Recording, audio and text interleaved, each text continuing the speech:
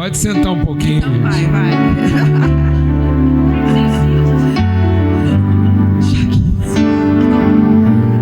Eu acho, vem cá, me põe de ladinho de você. Nunca vou ficar de costas para você. Jamais ficarei de costas. É porque eu sou só retaguarda. Não, mas pode ser do lado. Eu creio que talvez o Paulo Júnior discerniu que seria um momento singular em cima dessa canção, de tudo que o Bruno disse, né? E de tudo que... Ele falou assim, você quer que eu cante aquela música pra você? É porque eu cantei pra ele e ele cantou pra mim a semana inteira pelo celular, e a Rúbia e ele. Porque as pessoas essa semana me ligaram muito, na verdade esse mês todo, em função de uma coisa extraordinária que eu estou vivendo.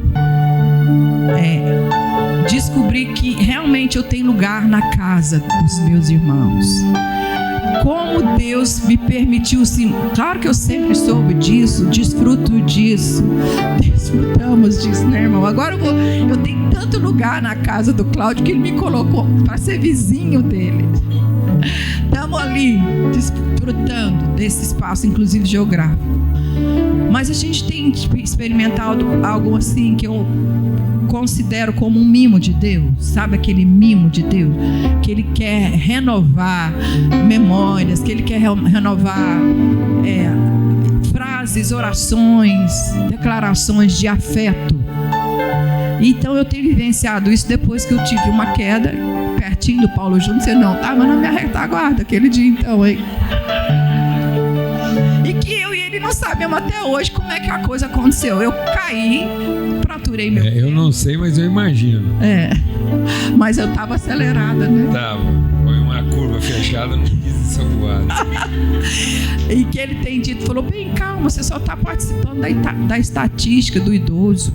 Você faz parte daquela estatística que quebrou o fêmur e tem que sentar na cadeira de roda por alguns dias. Enfim, mas não é sobre isso. Mas o que eu quero compartilhar, há lugar na casa, há esperança na casa. E quem ainda não encontrou essa casa onde Deus habita dentro de mim, dentro de você. Não habita em templos feitos por mãos humanas. Está claro isso na Bíblia. Esse lugar aqui é um lugar um pouquinho maior, que eu tenho orado tanto para ele ficar maior, porque está muito complicado para as crianças lá em cima. Se você ainda não ofertou, não dizimou, por favor, o dinheiro nessa comunidade, você sabe, não é para gastar com nada menos que com pessoas. Mas esse lugar na casa já foi conquistado para todos nós. Ele não faz acepção de pessoas. E os nossos dias devem ser gastos mesmos. Às vezes a gente canta esse primeiro cântico aqui meio assim, arrebatado, como se fosse assim, estou perdendo dinheiro. Irmãos, o dinheiro faz parte. Eu estou perdendo tudo. Sabe por que eu nomino tudo?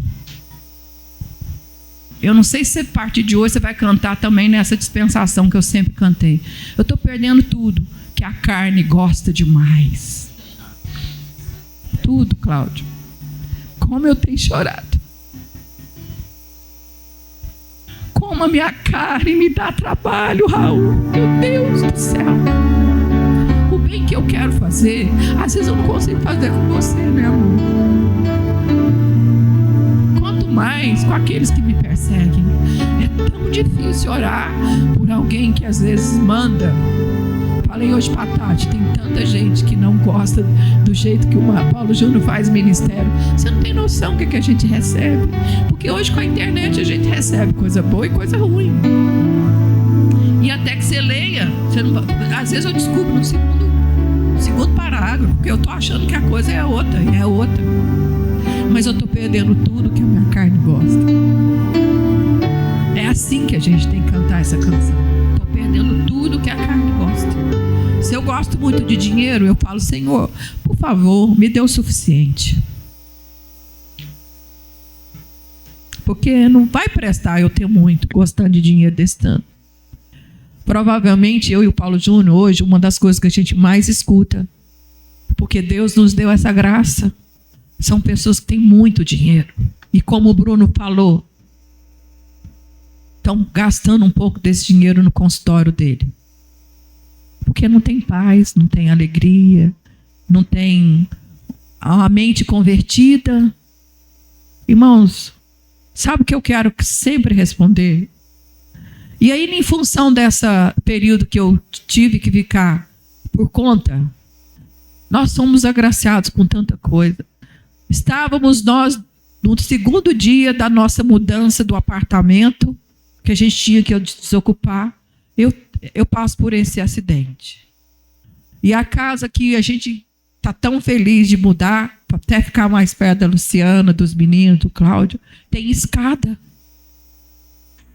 Aí o que eu faço? Como é que eu vou para uma casa que tem escada?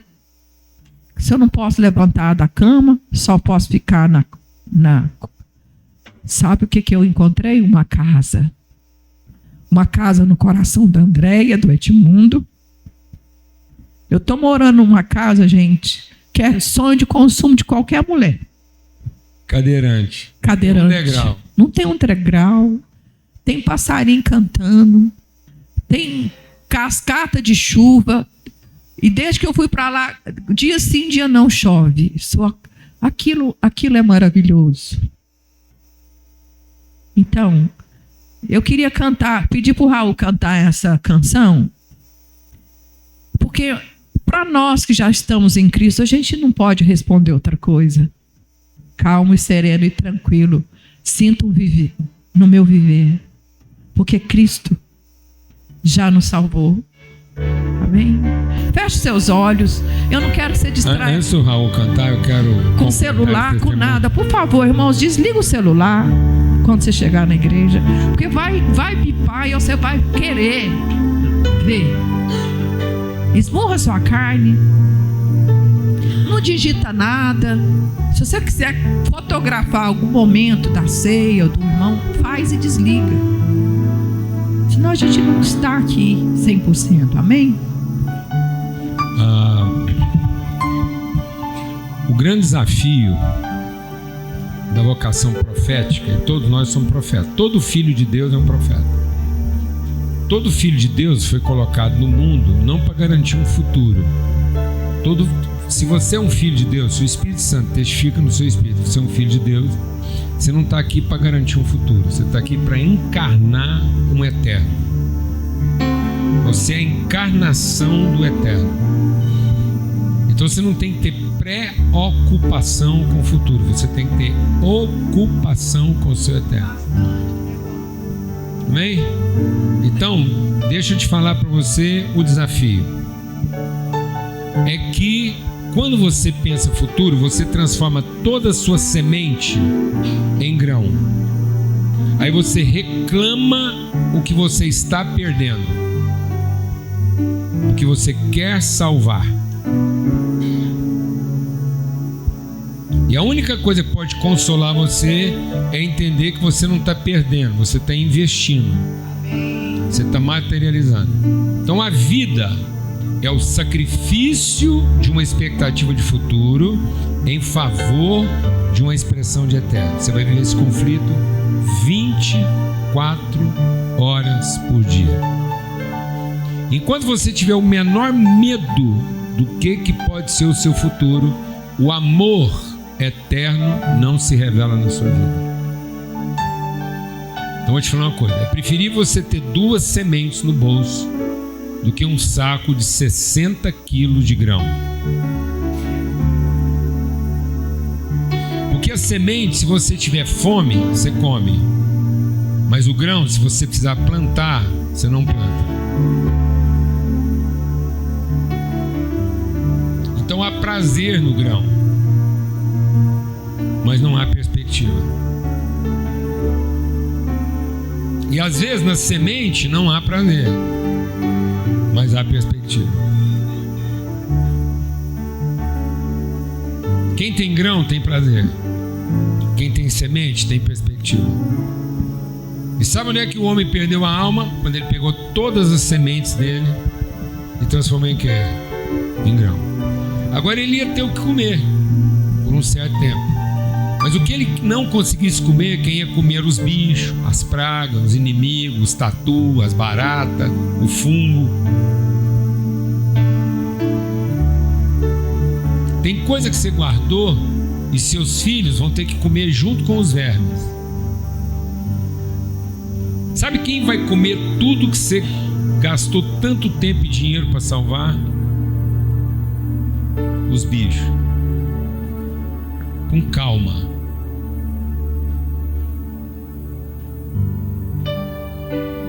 Os vermes e os bichos vão ter lá 2 anos para comer você devagarzinho, sem pressa, sem ninguém incomodando. Aquilo que você custou tanto para salvar vai ser comido lentamente por quem nunca trabalhou para isso. E às vezes seus filhos não se alimentaram disso porque você estava tentando salvar alguma coisa. Sempre fora. Seus filhos não comeram da sua carne, não comeram da sua vida, seus amigos. Então a gente queria dar um testemunho da nossa casa. É uma coisa de fé. Na nossa vida sempre houve uma decisão de fé. É fé. E é fé. Então assim, e às vezes as pessoas, muitas vezes, quando a gente estava fazendo isso, eles achavam que era uma imprudência. Porque a gente pegava o que a gente tinha e investia aquilo como semente, mas não tentava salvar aquilo como grão. Então, carro na nossa mão, semente. Carro tinha que levar a gente onde Deus queria levar. Casa tinha que ser para hospedar aquilo que Deus sonhava. Então na nossa vida nada, absolutamente nada, nenhuma joia, nenhum relógio, nada, nenhuma roupa, nada na nossa vida foi mantido com preocupação do quê? Futuro. Mas tudo tinha que ter uma tradução eterna. E a gente começou a batizar isso em casa de plano. Esse era o nosso plano. Então a gente começou a investir tudo num plano, sabendo que esse plano cobre tudo. Esse plano, vou explicar para você.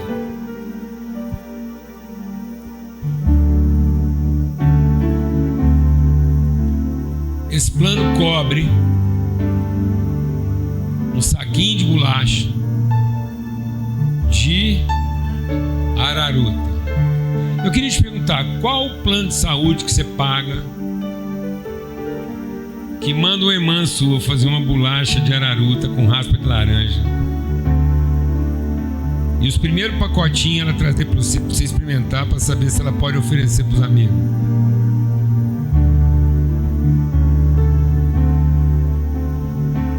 Você conhece algum plano de saúde que você paga uma fortuna e que ele manda um irmão seu levar o queijo que você gosta no ponto que você gosta?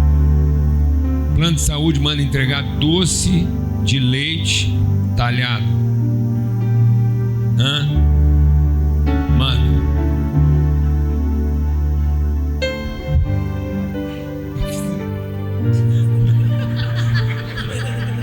Eu tô falando uma coisa aqui que tá. Fala você. Plano de saúde. Não manda. Plano de saúde pega uma médica com 2 crianças, especializada em exame, com 2 crianças. Aí as crianças que chamam você de avô, de tio, fica lá abraçando você na sala de espera. Brincando de carta. Eu e as 2 netinhas jogando baralho na recepção do hospital, enquanto a mãe dela estava dando um plantão especial no hospital onde ela trabalhou vários anos. Você também conhece todo mundo lá. E ela andando pelos bastidores, empurrando a lana assim. Não tinha porta fechada para cria. Ela dando ar em todo mundo, enquadrando todo mundo. É assim. Você conhece. Tinha médica melhor para cuidar da lana, dando carteirada lá assim, pá, sem nem piscar. Ela empurrando a cadeira e assim, vai deixar comigo, viu, Paulinho? Vai embora. E eu lá, o marido dela e as crianças perdendo no baralho e as 2 meninas dando um couro em nós assim, pra moer, inesquecível. Cadê o Rafa? Ali, está ali, olha ela lá, a doutora. Que magrinha daquele jeito lá, docinho, você tem que ver ela enquadrando todo mundo. Amém, amados? Qual o plano? Qual o plano? Levanta duas irmãs para buscar o andador, comprar o melhor andador e entregar na porta. Tem um plano, chama plano eterno. Esse é um plano, amado. Se você não entender isso, é um plano. Isso não é uma ideia, isso não é no futuro, é um pai. O pai fez um plano para todos os seus filhos. Só que a gente não acredita no plano, aí a gente tem que ficar improvisando outros planos. Nesse plano, o único investimento que você tem que fazer é o seguinte: prepara uma mesa na presença das pessoas. E não fica preocupado se ele é inimigo, se ele é amigo. No começo você vai sofrer, porque às vezes sua família vai dizer: está louco, gastando tempo com esse povo que não tem nada a ver. É o plano, vai investindo. Vai investindo. Glória a Deus, amados.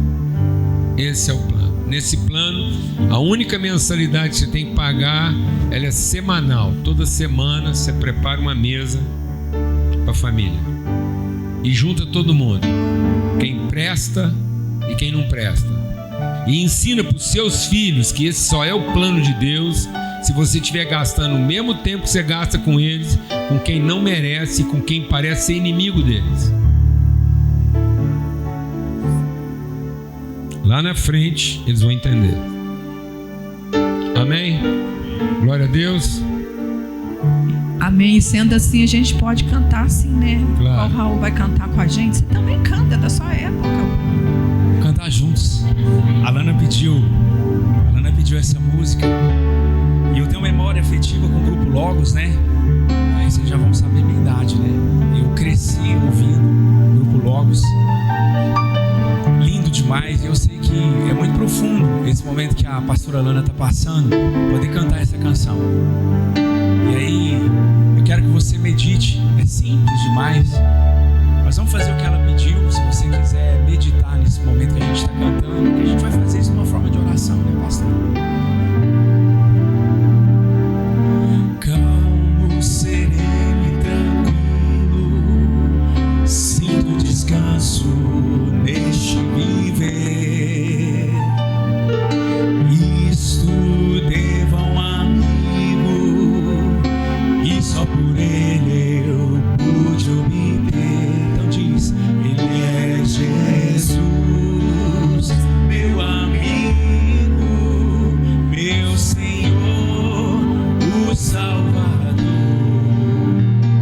Só por ele encontrei a vida eterna com Deus, com Deus.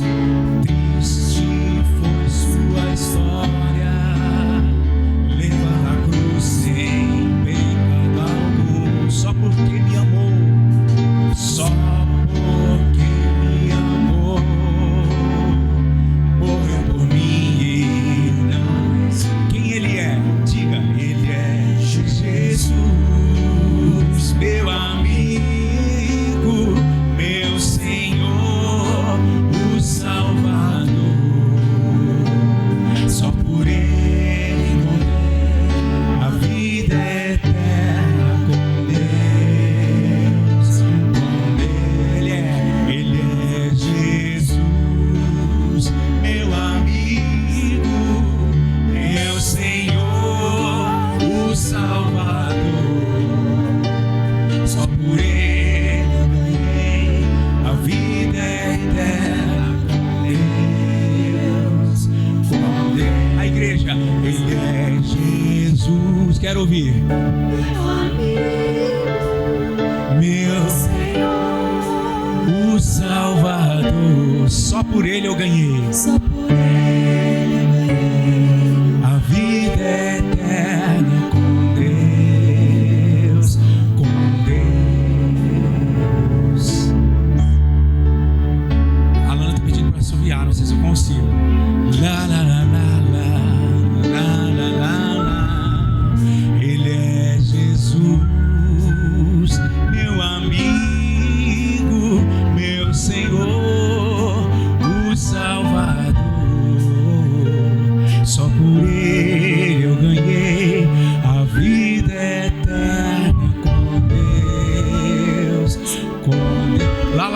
para fazer. Lá, lá, lá, lá, lá, lá. Lá, lá, lá, lá, lá, lá, lá. Mais uma vez lá. Lá, lá, lá, lá, lá. Com palmas, ó. Lá, lá, lá, lá, lá, lá, lá, lá. Mais uma vez. Lá, lá, lá, lá, lá, lá, lá. Ele é Jesus, ele é Jesus. Quem ele é? Meu amigo, meu Senhor, o Salvador. Diga, só por ele eu ganhei a vida eterna com Deus, com Deus. O Cláudio vai assoviar? Daqui a pouco, semana que vem, ele esqueceu o guia. Só por ele eu ganhei a vida eterna com Deus, com Deus, com Deus.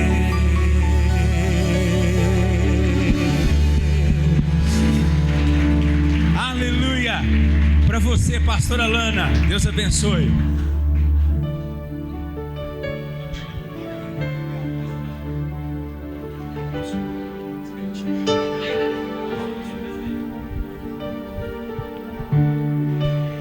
Antes da gente continuar na partilha aqui, eu queria chamar aqui à frente uma família muito querida, que a gente já se conhecia, mas nunca tinha se encontrado. E ontem foi um dia muito especial na minha vida. Talvez eu e a Lana estejamos vivendo o tempo de maior estiramento espiritual e emocional de toda a nossa história juntos. A gente está casado desde 86. Isso quer dizer que nós vamos fazer aí 40 anos de casado o ano que vem. E 40 anos de casado é uma morte e uma ressurreição.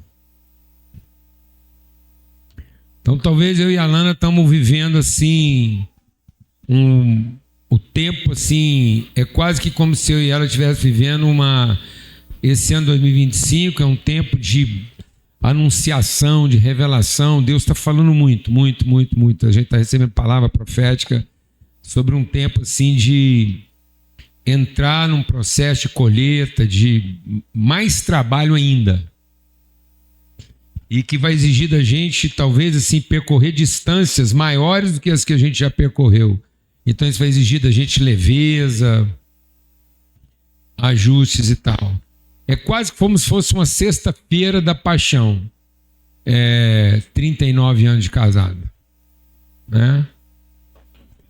40 chibatadas menos 1. Então eu e a Lana estamos com aquela sensação assim de que qualquer coisinha pode matar. 40 menos 1, 39. Porque o ano que vem é 40. E aí, eu e ela temos que ficar ligados assim para cada sopro, para cada brisa de Deus, para a gente respirar aquilo. E como foi, por exemplo, ontem de manhã, ir lá no retiro dos nossos jovens. Aquilo foi assim, óleo fresco sobre a cabeça. A comunhão é o óleo fresco. Mas aí, à tarde, eu encontrei com meu irmão Alberto, Abigail e Abel. Eu queria chamar eles aqui na frente. E o irmão Alberto é um irmão que eu nunca tinha encontrado, mas que ele acompanha a gente, ele compartilha essa palavra já há muitos anos, e ele é de Vitória da Conquista. E os filhos deles moram lá e em Embu das Artes, São Paulo. E aí eles combinaram de se encontrar e fazer essa viagem especialmente para que eu e o Alberto pudéssemos nos encontrar. Então o Alberto está vindo lá de Vitória da Conquista, trazido pelas mãos dos filhos, para poder finalmente encontrar a gente aqui e a gente ter esse encontro de amigos. É muito bom, não é não? Pensa um cara que está enjoado desde que eu encontrei o Alberto, mano. Rapaz, vai ser difícil você me tirar assim do meu senso de gratidão. Qualquer coisinha. Viu, Alberto? Amém. Você ontem, você me devolveu uma valentia que meus amigos nem sonham. A recíproca é verdadeira. Hã? Que é isso? Faz a fila. Amém? Então fica à vontade aí, se quiser cumprimentar a igreja. Não, eu quero só fazer uma pergunta. Se eu posso dar um glória a Deus de vez em quando.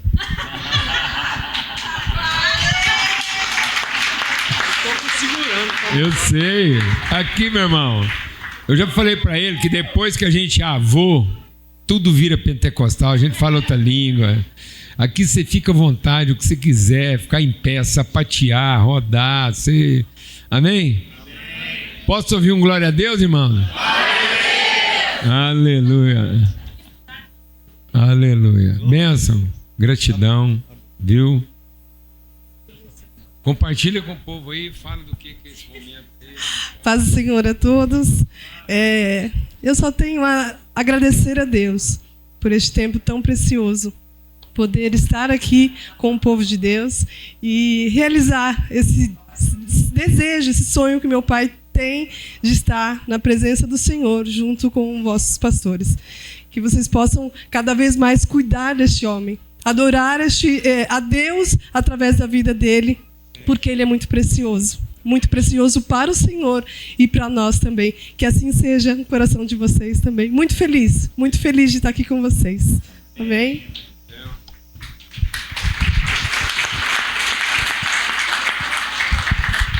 Paz do Senhor, irmãos. Amém. Só temos também gratidão, só agradecer mesmo, porque acompanho também o pastor Paulo Borges há alguns anos já. Eu vi uns vídeos dele bem antigos lá da Missão Integral, comecei a ver ali com o Ariovaldo Ramos alguns vídeos, até fui visitar lá o lugar lá do Ariovaldo, e de lá pra cá foi que a gente começou a acompanhar mais, né? Somos muito ministrados pela vida dele, pelo aquilo que Deus deu a ele, naquilo que ele carrega, e tem nos abençoado muito, ministrado nossas vidas, nos direcionado também. Temos a nossa igreja, congregamos no Ministério Arca lá no Campo Limpo, nosso pastor Éder, que nos abençoou também, para que viéssemos até aqui, mandou um abraço ao pastor também. E é isso, é gratidão por esse tempo, né, que Deus nos preparou. Não tínhamos condições financeira nem emocional para estar aqui, mas Deus, quando faz, ele faz as coisas completas, né? E estamos aqui desfrutando de tudo isso e crendo que daqui para frente será um novo tempo em nossas vidas também. Amém? Agradeço aos irmãos.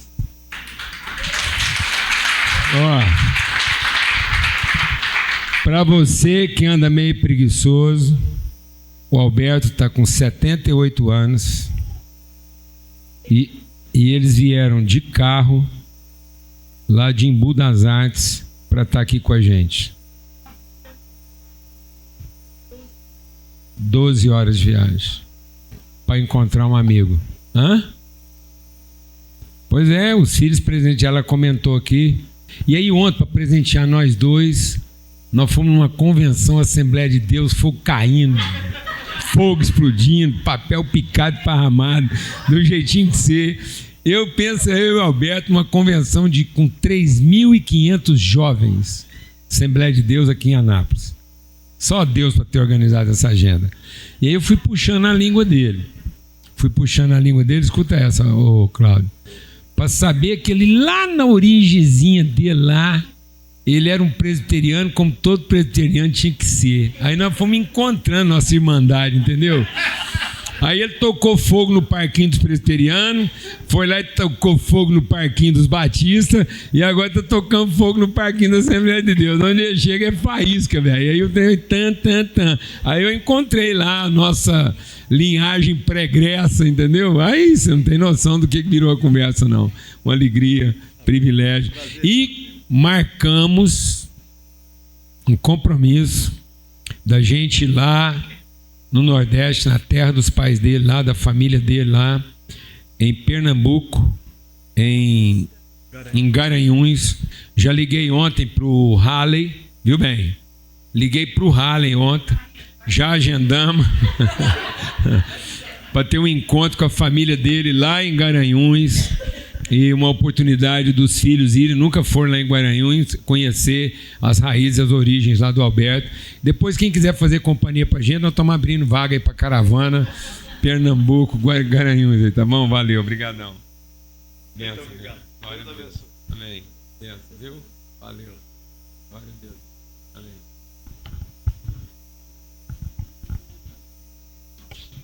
Bom demais, né? Bom demais. Benção, bem. Bom dia, muito a propósito, o irmão estava lembrando aqui do Missão da Íntegra, e uma das coisas que sempre me marcou na sua mensagem é que você sempre deu espaço para o humor, não necessariamente para uma piada, né? Eu me lembro da Missão na Íntegra, você chamando a atenção da turma, né? Nunca esqueço assim, você comentando, falou, é interessante, né, gente? O Espírito Santo não perde uma noite por causa da igreja, né? Ele não perde uma noite de sono por causa da igreja. E eu acho engraçado porque aí a gente ri, né? E à medida que o tempo vai passando, aquilo se volta contra nós mesmos, né? Me lembra muito Davi e Natan, né? Natan chega para Davi e vai contando uma história, né? Pois é, Davi, você não imagina, mas tinha um cara que tinha uma ovelha, tinha um outro que tinha um monte de ovelha, tinha um monte de ovelha, e vai contando a história. Pois é, Davi, é você. A história, o humor vai levando, né, para esse ponto, e pode parecer estranho para você, mas eu queria conversar com vocês hoje sobre isso. A riqueza da Bíblia como literatura é muito grande. Assim como a riqueza da Bíblia como palavra de Deus também é muito grande. E às vezes essas duas coisas, elas se encontram para mexer com a gente. Então a Bíblia, por mais estranho que possa parecer a você, tem, em especial no Antigo Testamento, tem vários textos, várias histórias que têm um humor refinadíssimo. Só que o humor tem um problema. O humor varia de cultura para cultura, é um fato, né? Então, se você... Eu me lembro fazendo aula de inglês com um professor de 70 anos, o professor. E aí ele me contando como é que ele lia as redações. Ele é um cara muito jovem, um dos melhores professores que eu tive, baixinho, chamava Ed, californiano. E ele contava muito do que foi a experiência dele quando ele saiu dos Estados Unidos e conheceu a Inglaterra. Ele brincava, conhecia o Império. E aí, na volta, né, a maneira como ele passou a enxergar as coisas, ele virou uma pessoa muito interessante no seu humor.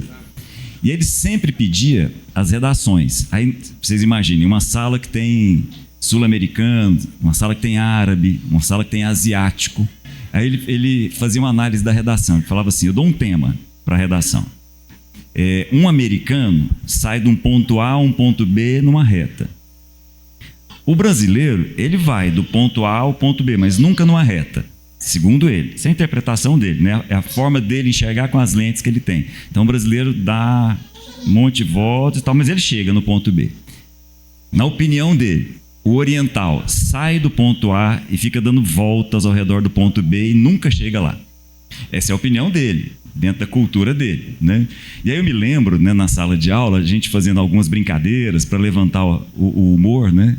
Eu me lembro uma vez que estava na sua casa em Londres e a gente teve uma aula de inglês que era sobre humor. Aí eu cheguei e falou assim, sobre o quê? Eu falei, sobre humor. Mas na Inglaterra, então não teve aula, esse dia acabou, né? Humor britânico, né? Porque é um humor diferente, né? Extremamente diferente. Mas eu me lembro de estar numa sala de aula com asiáticos e aí a gente fazia uma brincadeira, fazia uma piadinha lá, uma brincadeira qualquer. E aí você via os sul-americanos rindo. E o asiático, sim, ele entendeu. Ele entendeu o que a gente tinha falado, mas ele não viu graça nenhuma naquilo. O humor tem esse problema, né? Então, enxergar o humor na Bíblia não é uma coisa tão simples, porque passa do mesmo jeito que a poesia. É muito difícil enxergar a poesia da Bíblia, porque ela vem de uma outra cultura. E poesia você não traduz. Como é que você traduz? Cecília Meireles. Como é que você vai traduzir isso, né? No entanto, o ensino está lá. E eu quero chamar a atenção de vocês para isso a partir de um texto, a partir de um livro, a partir de uma história que é muito contada para as crianças, né? Que é a história do profeta Jonas. Jonas, filho de Amitai, como o texto nos diz, foi um ser humano, ele existiu, fez parte da história de Israel, foi inserido dentro da história de Israel, como um homem que chegou e entregou uma palavra muito forte. Isso é muito interessante.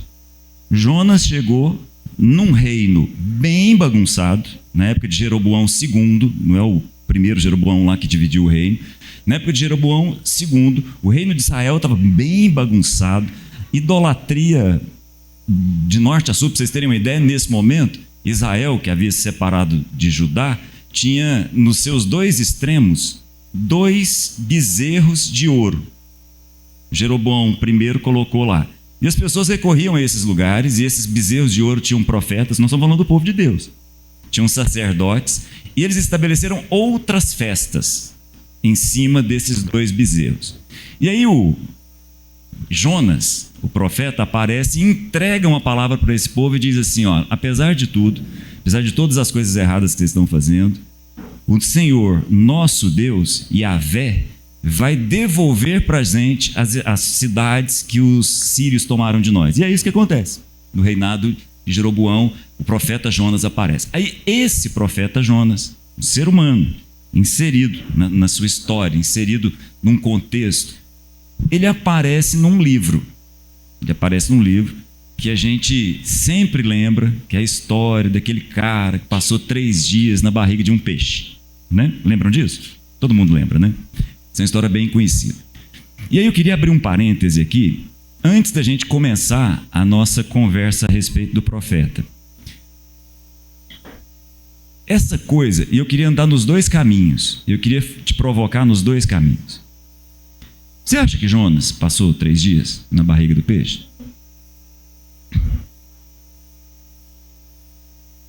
Lá no fundo, o que você pensa? Toda a crítica atual, todos os estudiosos que estudam o livro de Jonas, hoje, século 20 e 21, hoje, eles olham o livro de Jonas como um livro de ficção, um livro alegórico, um livro que no fundo é uma parábola, assim como a parábola do samaritano. Isso. Veja, eu vou repetir, eu vou andar com vocês nos 2 extremos, vou raciocinar com vocês nos 2 extremos, porque os 2 são importantes. Veja bem, será que o Criador, aquele que, usando a expressão poética, aquele que enfiou a mão no saco do nada e criou tudo, porque é essa a expressão de Gênesis 1:1, do nada ele fez tudo, do invisível ele trouxe o visível. Será que o Criador não poderia, olha a pergunta, não poderia ter feito um peixe a ponto de que um homem passasse lá 3 dias? Isso é muito simples, né? Não, falando sério. Mas eu quero te fazer a pergunta ao inverso. E se ele quiser contar uma história usando isso de forma exagerada, como a história dos 2 filhos e um pai? Porque aquilo é uma história, aquilo é uma parábola. Ou você acha que a história dos 2 filhos e o pai aconteceu de fato?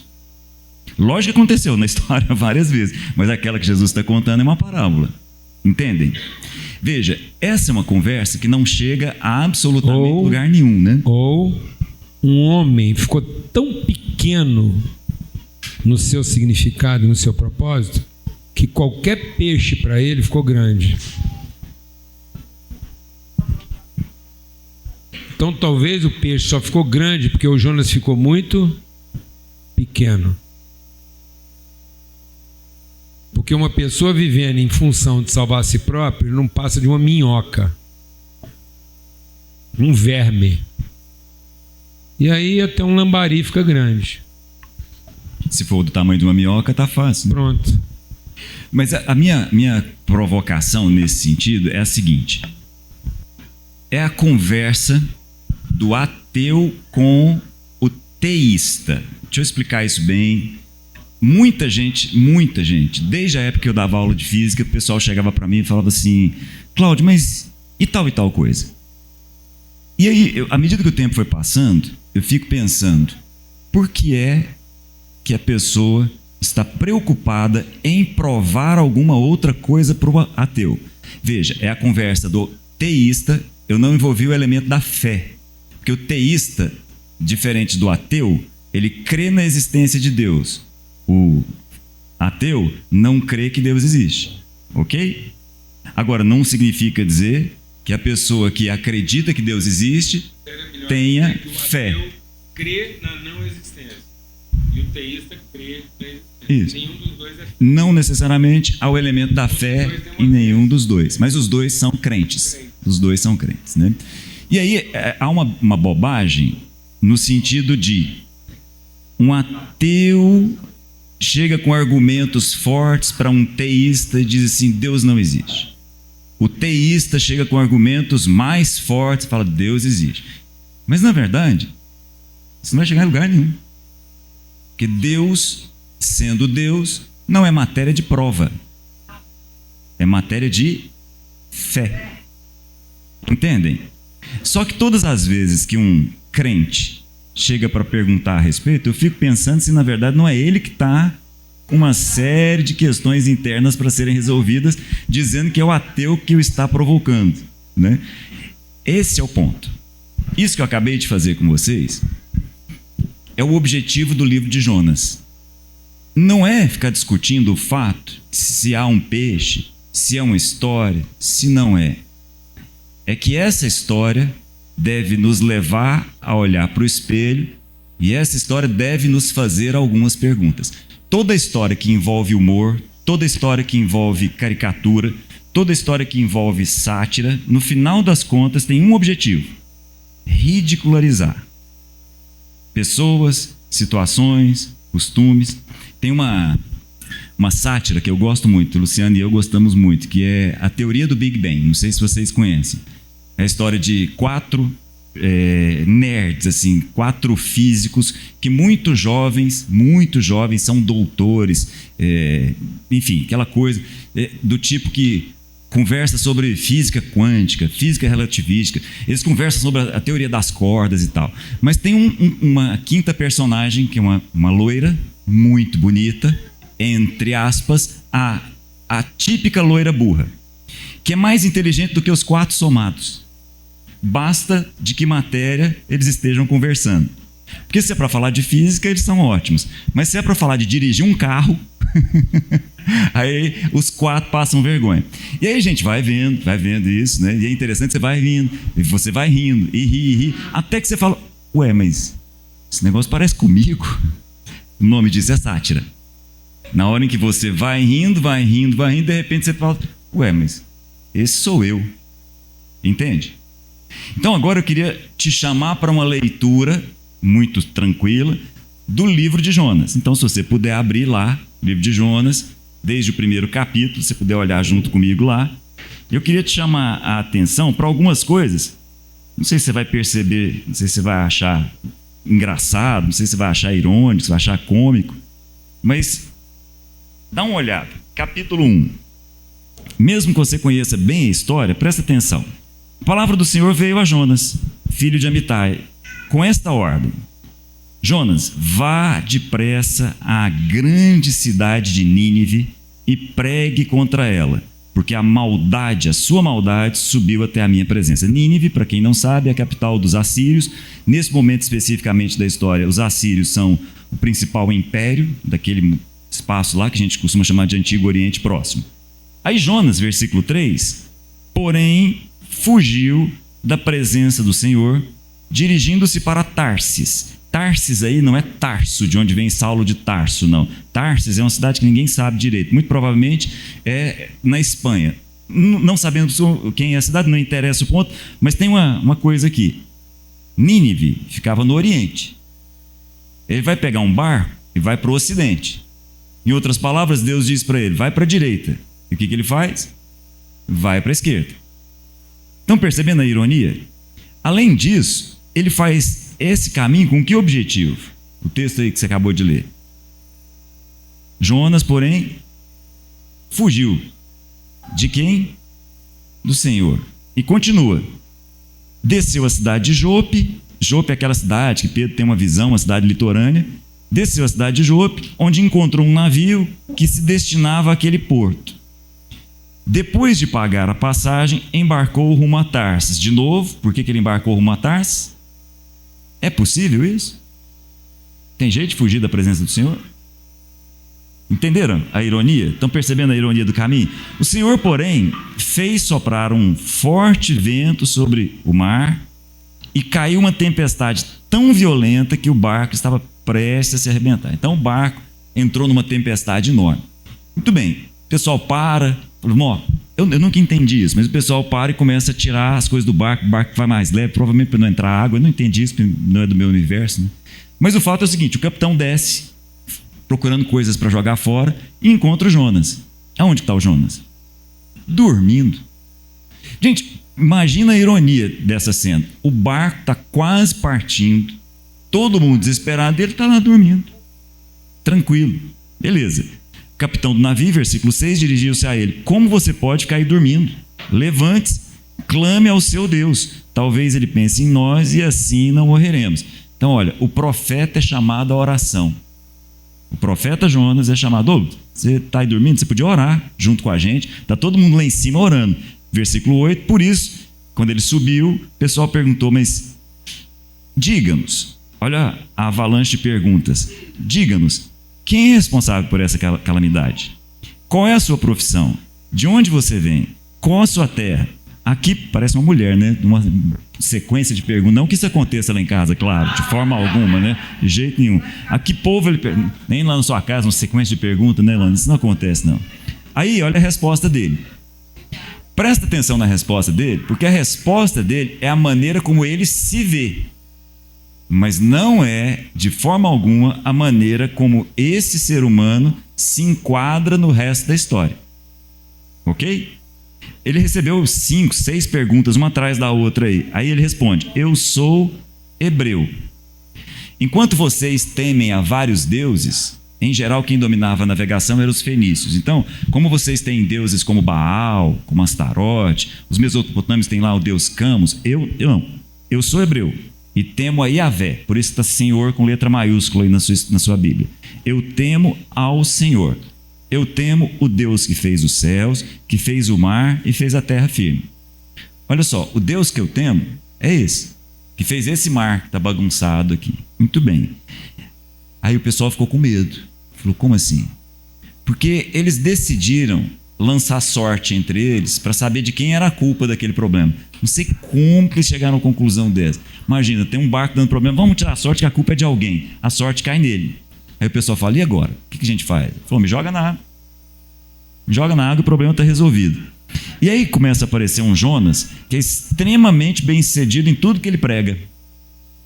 E na hora que falou para jogar na água, o pessoal joga, e aí no versículo 14 diz assim, então, todo aquele monte de gente politeísta, então clamaram ao Senhor, clamaram ao mesmo Deus de Jonas, clamaram ao Deus dos hebreus, ó Senhor, ó Yahvé, nós suplicamos, não nos deixes morrer por tirarmos a vida desse homem.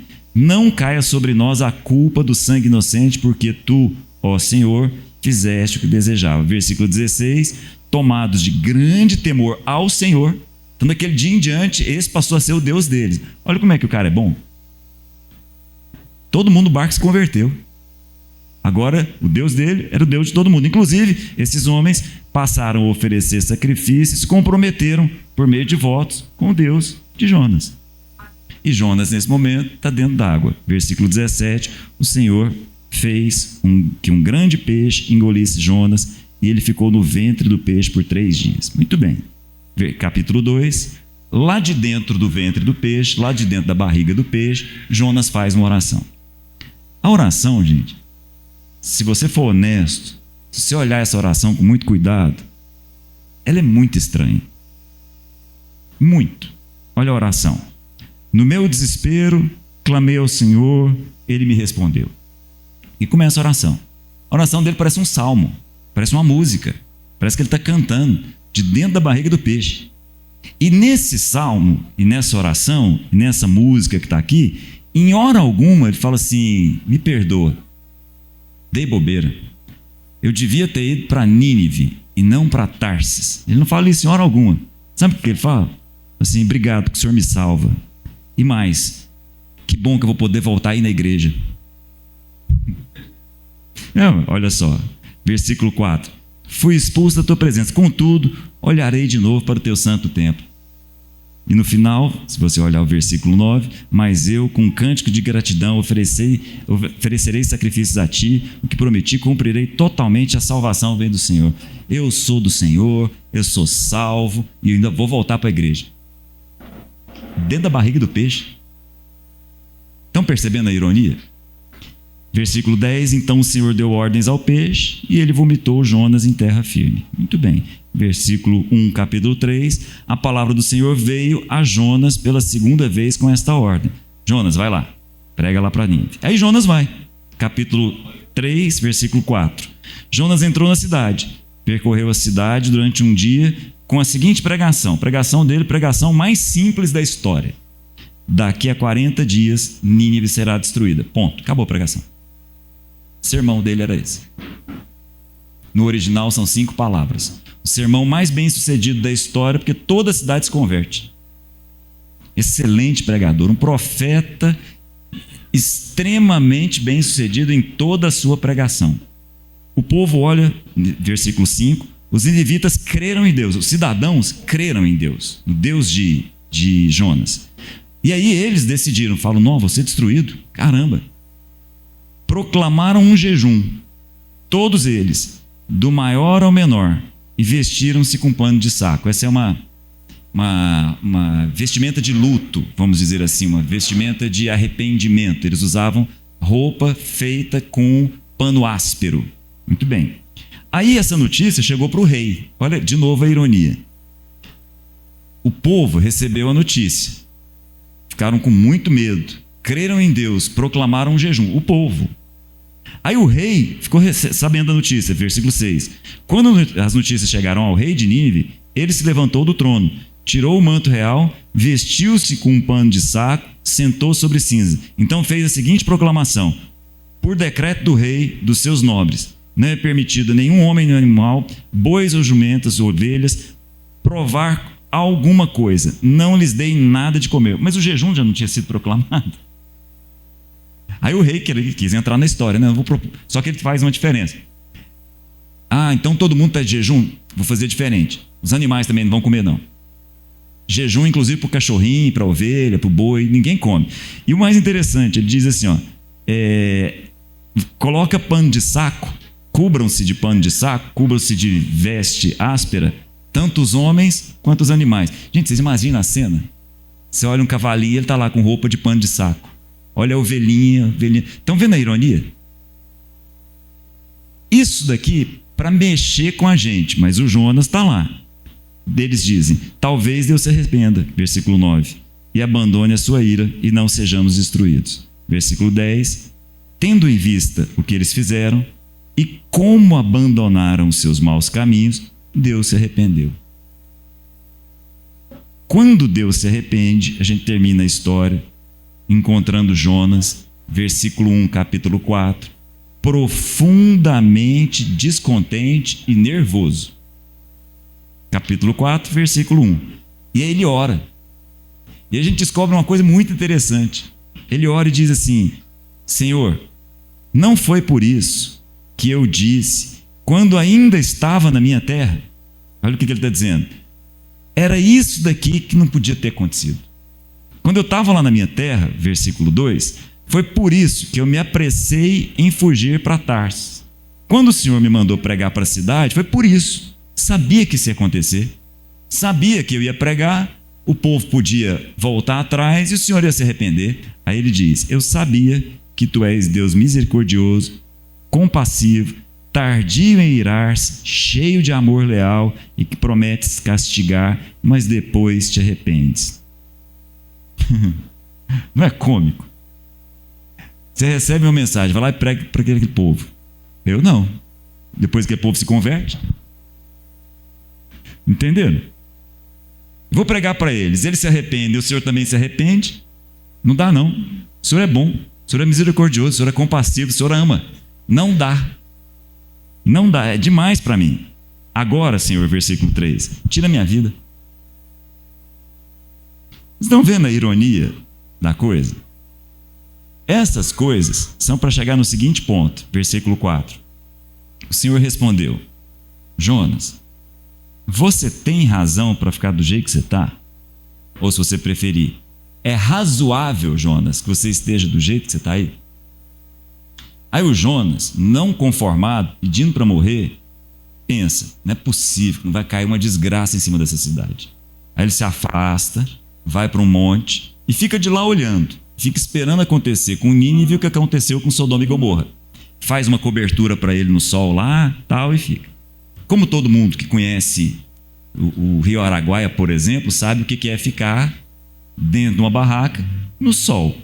Está longe de ser um lugar legal, né? Aí Deus, do dia para a noite, faz crescer uma planta e ela vira um abrigo sobre a barraca. Aí o Jonas fica bem lá, satisfeito.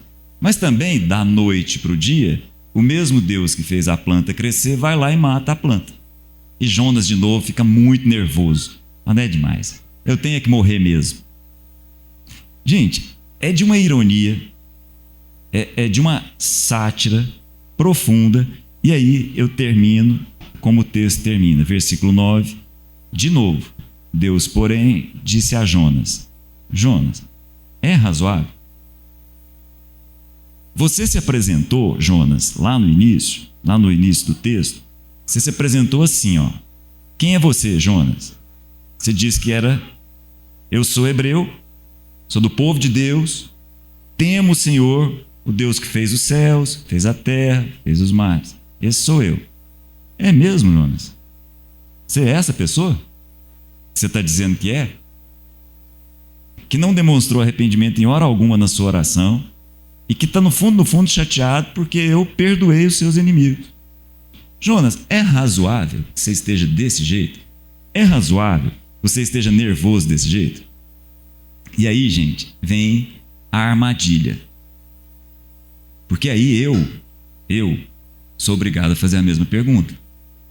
Quando eu me encontro diante de uma situação em que eu não queria que fosse daquele jeito, estou chateado e estou nervoso. No fundo, eu estou nervoso com quem? Quem que toma conta de todas as circunstâncias? Não é o meu Deus, que fez o céu, a terra, o mar? Aí estou nervoso com as circunstâncias. Eu posso até falar que estou nervoso com fulano de tal, os meus inimigos. Que num determinado dia pode ser um amigo, pode ser a esposa, quem quer que seja. Não, estou nervoso. E aí a pergunta é razoável, Cláudio? É razoável que você esteja desse jeito?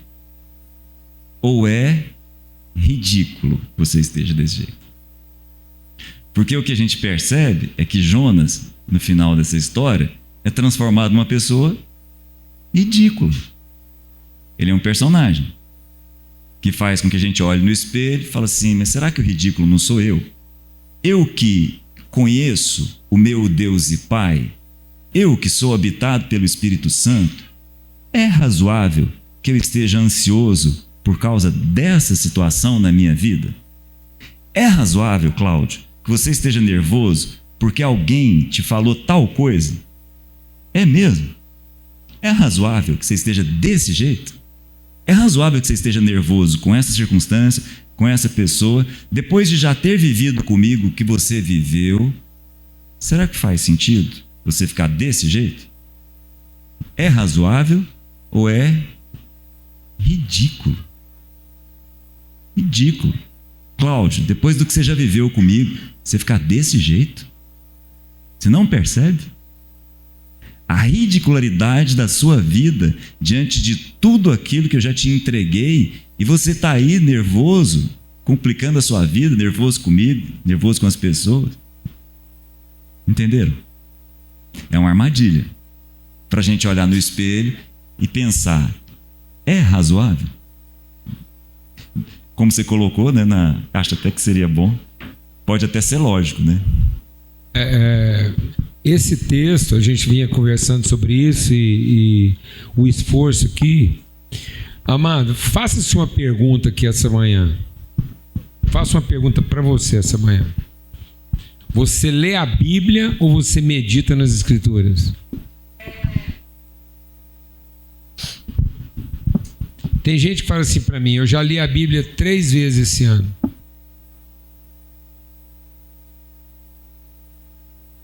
Sabe quantas vezes eu acho que o capeta lê a Bíblia por ano? 365 dias por ano ele lê a Bíblia. Se tem um assíduo leitor da Bíblia, é o diabo, porque ele vai tentar você com aquilo que está escrito.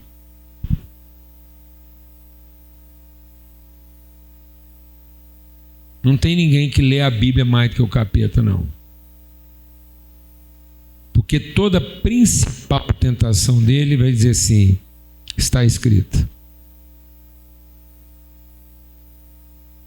Então o diabo é o maior leitor da Bíblia para dessignificar o seu propósito.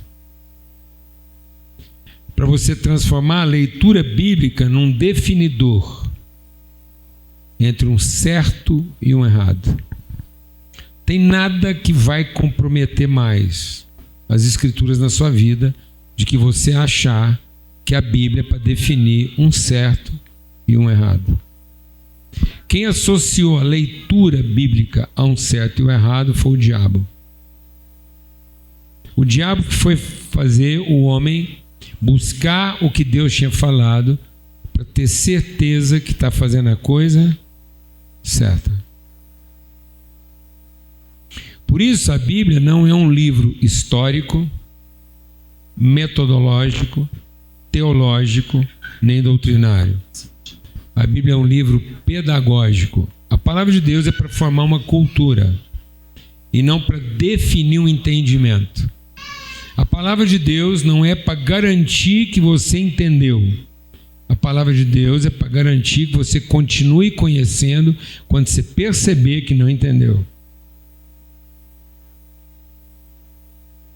E quem vai confundir tudo que a gente entendeu é Deus. Toda vez que você achar que você entendeu, Deus vai mandar uma lagarta comer o que você entendeu, para você não ficar acomodado ao que você entendeu e continuar conhecendo.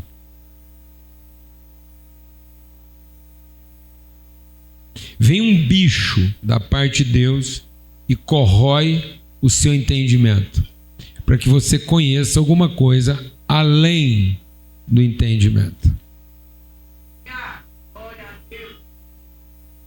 Para que você conheça e prossiga em conhecer. Para que você não fique prisioneiro. Então o livro de Jonas, por isso que Jesus fala, nos últimos dias vocês vão ter um sinal, e o sinal que vocês vão ter é o de Jonas. Porque Jonas está escravo do seu entendimento. Ele quer encontrar em Deus uma lógica e não uma razão. Por isso que o Deus da lógica vai te perguntar: é razoável? É razoável você tratar as pessoas do jeito que você entendeu?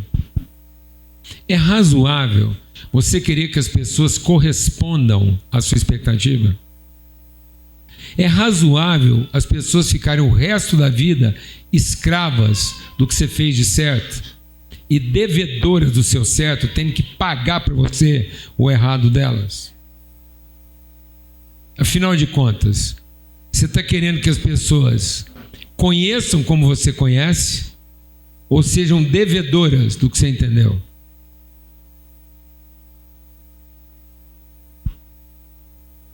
Você está querendo que Deus produza arrependimento em você em favor delas? Ou você está querendo que Deus produza arrependimento nelas a seu favor? O que você chama de arrependimento? Alguma coisa que começa pelos outros ou alguma coisa que começa por você? Então eu vou te falar uma coisa de acordo com o livro de Jonas. Sabe qual é a pessoa mais difícil de se converter na face da terra? Quem fez tudo certo. Uma pessoa que fez a coisa certa e que está sendo vítima do errado do outro é uma pessoa que, sem perceber, está perdendo a sua sensibilidade. Não tem coisa mais difícil. Não existe ser humano menor do que aquele que fez a coisa certa. E agora está à espera de que as pessoas se arrependam.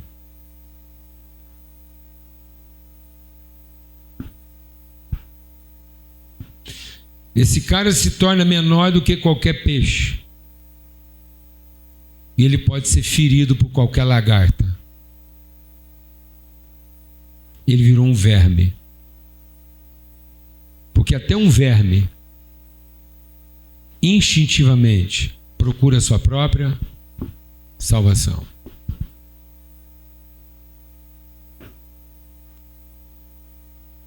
E para quem está procurando a sua própria salvação, não tem Deus errado.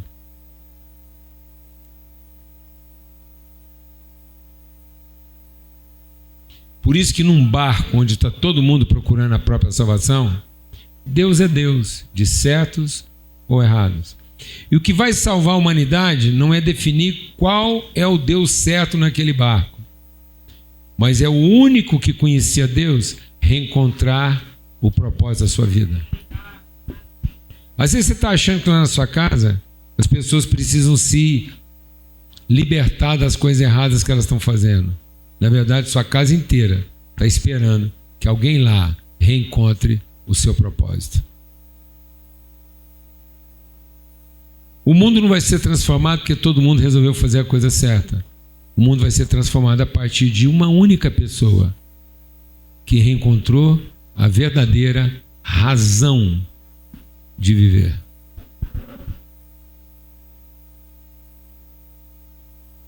E não porque encontrou a sua lógica. Sabe por que as famílias estão sofrendo? Porque elas são escravas da lógica uma do outro.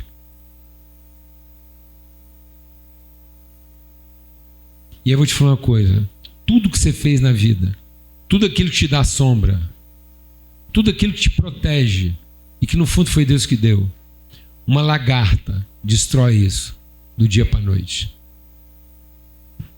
Sabe o que você acha que te protege? Sabe aquilo que você acha que está te dando a sombra que você precisa? O frescor que faz você sentir a pessoa mais abençoada por Deus? Uma lagarta come isso em menos de 24 horas. Se você não encontrou o quê? A razão da sua vida. Amém, amados? É isso. O pão que custou tanto para a gente guardar, os bichos vão comer ele melhor e antes dos seus filhos. Sabe aquele trem que você guardou para o futuro? Os bichos, o mofo vai comer mais e melhor do que seus filhos. Sabe em quanto tempo um filho come um pão embolorado? Em 24 horas. Em 24 horas, e o pão que ele está comendo já é o de ontem. Não é mais o pão nosso de cada dia. Vou repetir devagar, porque às vezes você não escutou. Enquanto Jonas estava procurando uma lógica, Deus queria encontrar, dar para ele uma razão. Enquanto você está perseguindo a lógica da vida, Deus está querendo te entregar a razão de viver. Você está procurando uma vida que tenha lógica, e Deus está querendo te dar uma vida que faça sentido. Enquanto você está procurando uma vida que tenha sentido, Deus quer te dar uma vida que faça sentido. Enquanto Jonas procurou uma vida que tinha sentido, ele foi ao contrário da vida que faz sentido. Sabe, a vida que tem sentido para você, ela está exatamente no rumo contrário da vida que faria sua vida ser sentido para os outros. Aí está todo mundo perdido, porque o único cara que conhece a Deus está defendendo aquilo que é lógico para ele. O que é lógico para ele? Salvar a própria vida. E quando você salva a própria vida, a vida de todo mundo perdeu o sentido. E aí eu vou te falar uma coisa. Sabe o que seria melhor? Vou te falar uma coisa difícil. Hoje, porque foi Jesus que falou isso, não fui eu. Sabe o que tornaria a vida do mundo inteiro mais fácil? Se o mundo inteiro se livrasse dos crentes que estão aqui tentando salvar a própria vida.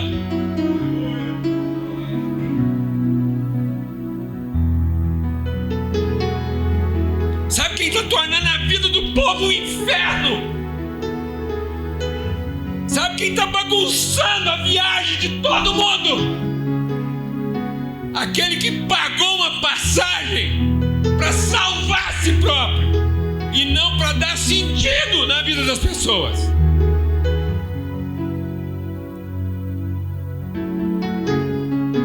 Sabe quem é o único passageiro desejável nesse barco? Um crente tentando salvar a própria vida, para ter direito ao futuro que merece, e que no fim vai trocar a existência da humanidade por uma árvore que faz sombra para ele,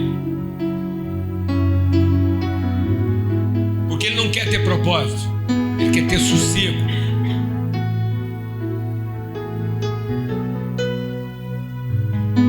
Sabe quem transformava o barco dos idólatras? Sabe quem era o inferno no barco dos idólatras? Um crente vivendo fora do seu propósito. Não eram os idólatras que transtornavam a vida do crente. Era o crente que transformava a vida dos idólatras no inferno. Porque estavam buscando a sua própria salvação. Estava buscando aquilo que para ele era lógico. É lógico que Deus tinha que salvar quem? O crente. E não fazer dele alguém que ia dar o quê? Sentido na vida de todo mundo, a partir do momento em que ele não estivesse ocupado em salvar a si próprio.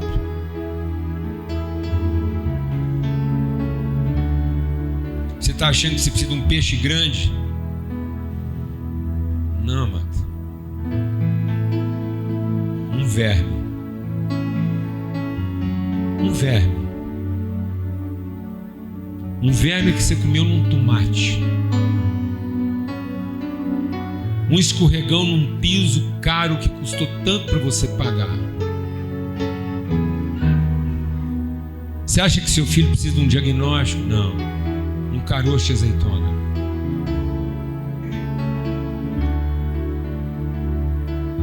Uma colher contaminada. Ninguém precisa de diagnóstico, não.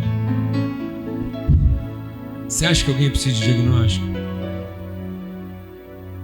Todos que morreram na pandemia tinham diagnóstico?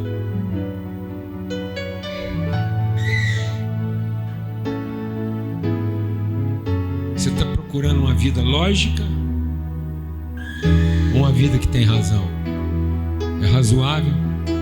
É razoável você ficar perdendo o tempo da sua vida lutando em favor da sua lógica?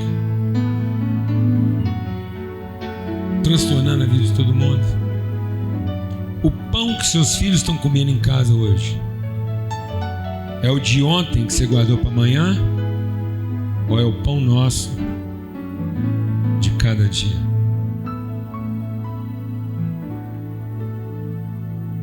Eu vou aproveitar hoje, o tempo está avançado, mas vou aproveitar contando a história de um orfanato.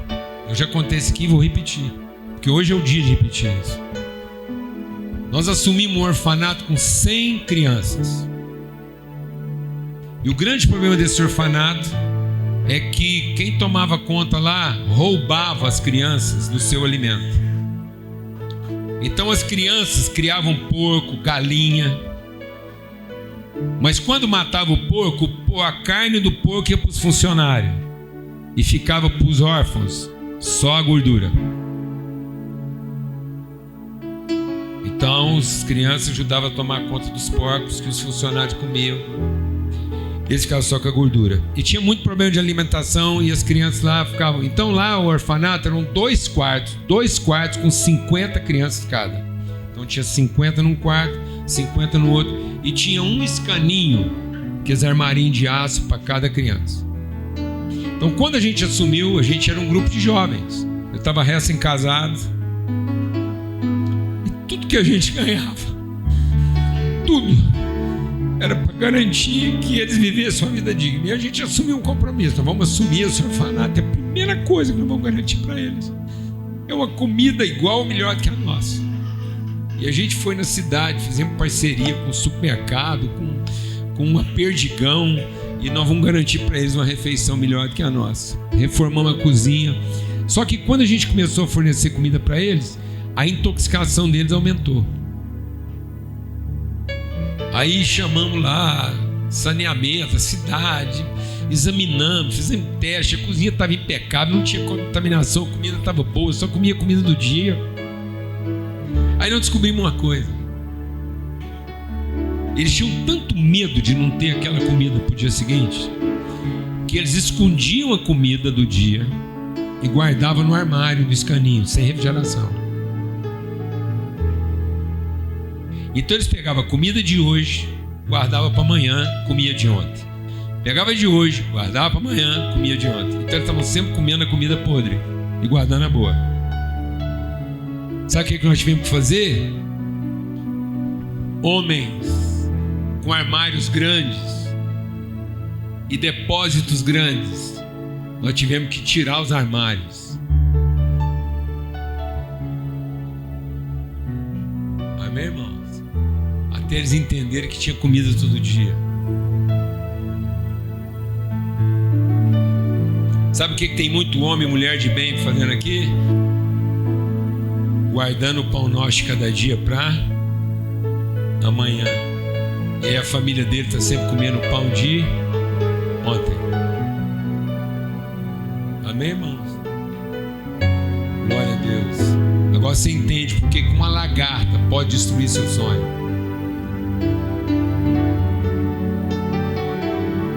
Não se nem num grande peixe. E agora nós vamos repartir o quê? Vamos repartir o que agora, mano? O pão nosso de cada dia. Sabe qual é o pão nosso de cada dia? Não é o que foi guardado, é o que é repartido. Você quer guardar um pão? É o de ontem.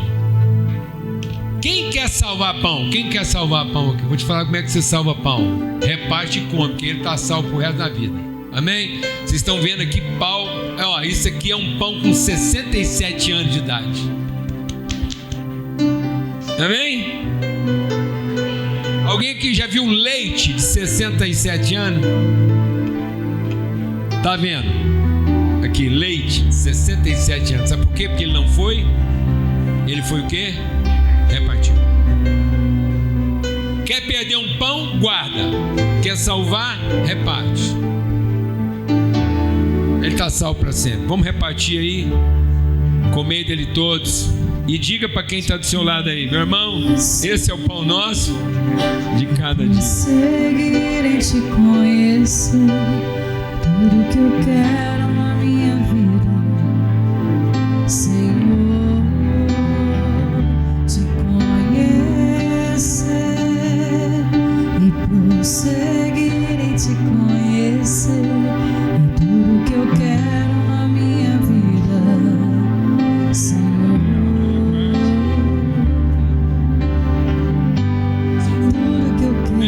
Está em ti, na minha vida.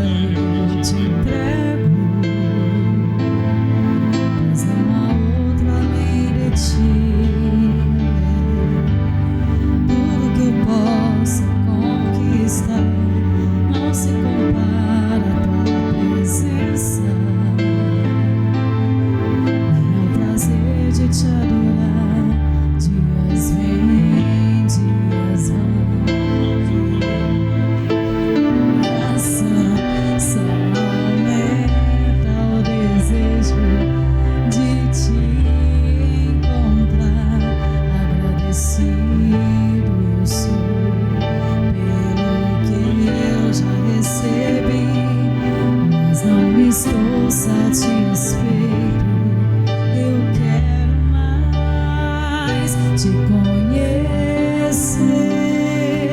e prosseguir em te conhecer. Esse é o alvo da minha vida. Amém. E como a gente está repartindo pão, eu sei que o horário está avançado, mas nós vamos segurar essa onda aí agora.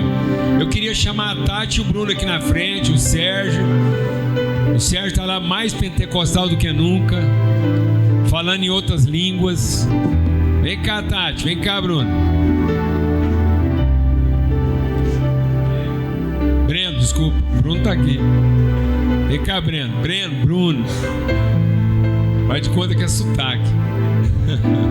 Vem cá, Breno.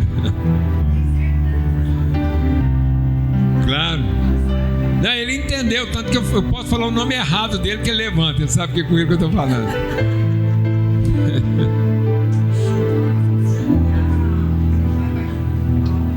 Ó, todo mundo que anda comigo sabe que eu tenho o dom da minha mãe, falecida mãe. E o dom da minha mãe é que ela não precisava lembrar o nome de ninguém, porque todo mundo pra ela era Coisinha. Ô Coisinha, vem cá, e pronto, já tá tudo certo. Ô Coisinha, vem cá, Coisinha. Ah, tá esperando. Ó, por que eles estão aqui na frente? Porque a Paulinha e o Sérgio e essa congregação aqui estão recebendo o Breno e a Tati assim de passagem. E eles estão indo para Brasília. Amém? Ser mais alguém desse corpo aqui, dessa família. Deus tem falado muito a essa congregação aqui sobre Brasília, viu, Breno? Deus tem falado profeticamente. A gente adotou a cidade de Brasília já há alguns anos, há mais de 10 anos que essa congregação aqui está investindo lá em Brasília. Ajudamos na plantação lá de Águas Claras, ajudamos na plantação de Taguatinga, e estamos agora investindo na plantação lá no Consolidação de Lago Sul. E agora estamos enviando assim um casal precioso, uma família. Muito, rapaz, não tinha notícia melhor, você sabe. Eu tô aqui segurando as emoções do Sérgio e da Paulinha. E eu tô achando o trem mais bom do mundo, que agora quer ver. O Sérgio vai estar todo dia lá em Brasília, velho. Já tô até vendo o Sérgio abrir uma filial lá. A matriz dele vai ser lá, vai saber tudo de imóvel, investimento. Se você quiser saber qual o melhor investimento pode ser feito em Brasília, fala com o Sérgio agora que ele sabe. Não é verdade? Não é não, Sérgio? Verdade. Vamos orar. Fica de pé. Abençoa essa casa aqui. Você já tomou o cálice? Se tomou, não tem problema não. Mas se ainda não tomou, segura pra gente tomar junto no fim aí. Pai, muito obrigado por essa casa, Breno e Tati, as crianças aqui, porque nós queremos que eles sejam mesmo esse pão repartido. Nós queremos aproveitar esse tempo, o pão nosso de cada dia, o Senhor nos dá, e nós estamos repartindo com a cidade de Brasília, com os irmãos de Brasília, essa casa aqui. Vão em paz, sejam luz naquele lugar, e seja o pão de Cristo repartido com aqueles irmãos. Amém?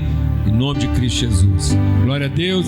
Agora pega o cálice aí, para que esse sacrifício não seja um sacrifício de dor. Aqui, pega aqui. Eu e o Sérgio vamos beber aqui em alto estilo. Para que esse sacrifício não seja de dor, mas seja de alegria. Que o sangue derramado não seja lamento, mas seja renovação. A alegria do Senhor é a nossa força. Beber dele todos. Amém? Graças a Deus. Irmão, você que ainda não foi embora, tá aqui, senta um minuto. Eu te peço um minuto só. Segura essa onda.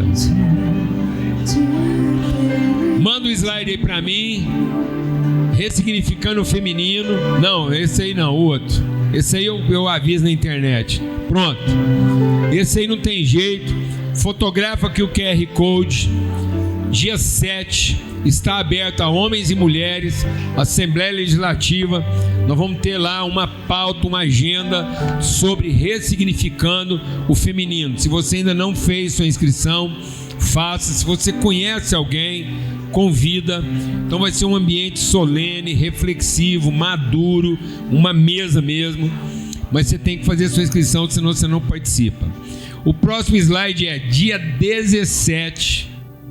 agora de março, reabrem as turmas Homem ao Máximo. Então, dia 17, a primeira reunião Homem ao Máximo. Só que é o seguinte, às vezes você fala, não vou fazer o meu máximo, porque eu viajo muito, não posso estar na reunião, não sei se vou estar aqui, se eu não estou. Sabe o que você faz? Pega o telefone aqui, inscreve online. Qualquer lugar do Brasil. Você não tem que perder sua aula, você vai estar lá online, participando de um grupo online, tá bom? Então eu estou fazendo esse apelo aqui, Homem ao Máximo, principalmente quem vai ouvir essa gravação depois que isso aqui vai lá para a internet, milhares de pessoas vão ver. Esse meu apelo aqui hoje de manhã é principalmente em favor do grupo online. Você não tem noção o que é a sala online do nosso grupo Homem ao Máximo, aqui é gente de tudo quanto é lugar do Brasil participando. Nós já tivemos alunos aqui de Natal, Rio Grande do Sul, vindo aqui só para celebrar a formatura conosco, tanto que eles foram impactados, tá bom? Uma boa semana para todos. Não seja como Jonas. Você tá lá, tá vendo esse povo aí, o mundo tá na maldição, esse carnaval, todo mundo aí nesse trem, tempestade, o barco balançando, e você lá dentro da sua casa dormindo igual o Jonas. Negativo. O mundo jaz do maligno. Você compra um pão, manteiga, mortadela, biscoito, café, e chama o povo lá pra sua casa, amém? Pra trabalhar, meu irmão. Carnaval não é pra você enfiar num quarto não lá, pé gelado, assistindo o carnaval com desculpa de ver aquelas treinheiras lá e dizer que tá todo mundo no inferno. Conversa. Tá bom? Amém. Pode falar. Fazer uma oração em forma de poesia. Eu tenho que botar aqui que eu fico tremendo demais. Feche seus olhos. Fechem os olhos, por favor, para que vocês possam internalizar essa oração em forma de poesia. Deus de propósitos, que não instrumentaliza o mal para cumpri-los, ilumina o entendimento equivocado de seus filhos, que, firmado em soltos versículos, não se dá conta de tamanha aberração, de ser o Senhor o problema causal universal. Rogo-lhe aos meus irmãos sabedoria e revelação, pois o Deus que utiliza de meios imorais para fins morais tem outro nome, e a respeito desse sou ateia. Amém. Benção, viu, meu irmão? Aleluia. Bom demais, né, não? Pensa bem, depois você manda essa poesia lá pro Daniel e ele vai repartir para todo mundo aí, quem quiser receber. Tá bom, então tá bom, uma boa semana para todos. Vamos em paz.